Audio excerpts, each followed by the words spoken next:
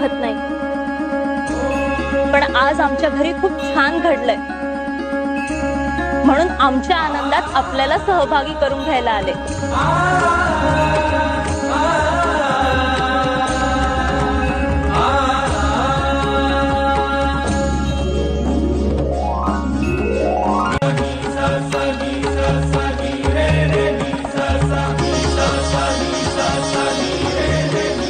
एकदा का आम्हाला सहभागी करून घेतलं की मग तुमचं असं काही राहत नाही बरं, मग सगळं आमचं आम्हाला बांधील। आपला आशीर्वाद असू द्या।